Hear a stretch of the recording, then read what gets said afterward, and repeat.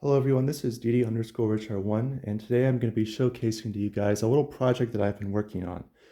So as you guys might know, this is Giles the Butler, but he's a little bit different than he normally is. So this is a project that I've been working on for a while now. This is a collapsing Giles the Butler.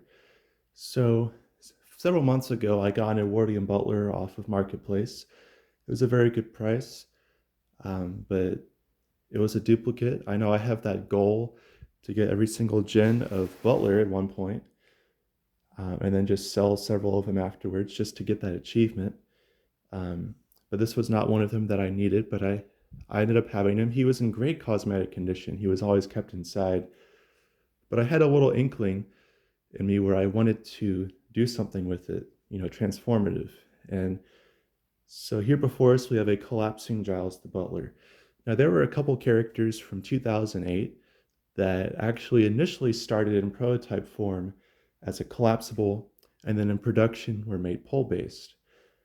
This guy I've never seen any pictures of as a collapsible, but in his concept art, he was a collapsible, just like with the Skeleton Butler. You might have seen the Skeleton Butler on this channel. Very underrated piece in general, but that one has unused phrases added back to him and he's collapsible. So that's a really awesome one. I highly recommend that you guys go check him out. But Giles here, I always wanted to do as well. And I've had my Giles for a while. He has met so many Gemmy collectors because the big 2018 collectors meetup, he was there, the 2019 one, 2020, so there's been so many people that have seen this guy in person. But I got him off of Craigslist, believe it or not, probably one of the latest, I guess, Craigslist purchases I would have done, because you don't see too many things pop up on there anymore compared to Facebook Marketplace. But this guy had a lot of issues. Most of his original poles and hip were missing. They were replaced with PVC pipe for some reason. So he was a little shorter. It was a weird structure, and the shoes were filled with spray foam to hold everything in place. And on top of that, there were these huge slashes in the back of his pants.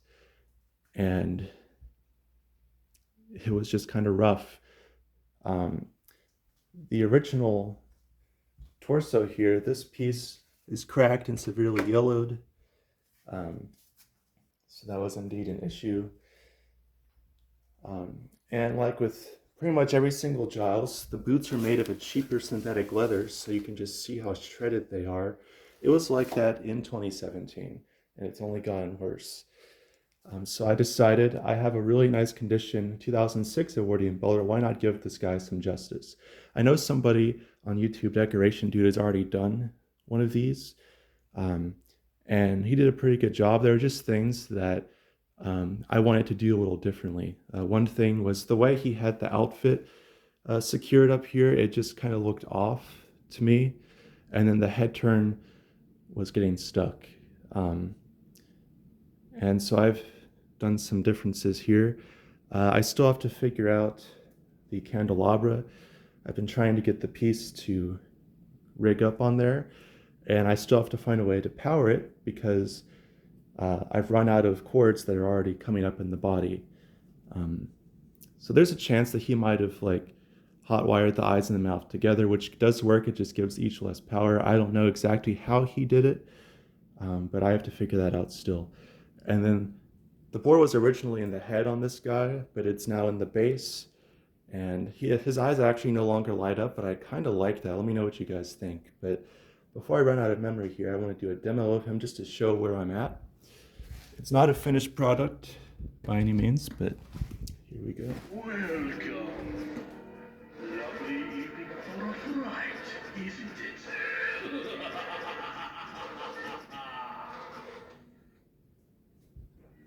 I don't believe we've met. At least not on this side of the grave.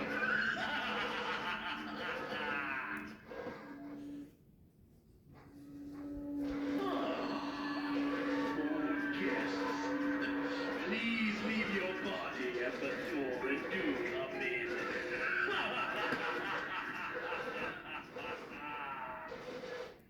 So normally the eyes will light up, and there is a blue light that comes from the back of the candelabra that shines on his face. So that might actually look creepier and more realistic if it shines on a face without flashing lights in the eyes.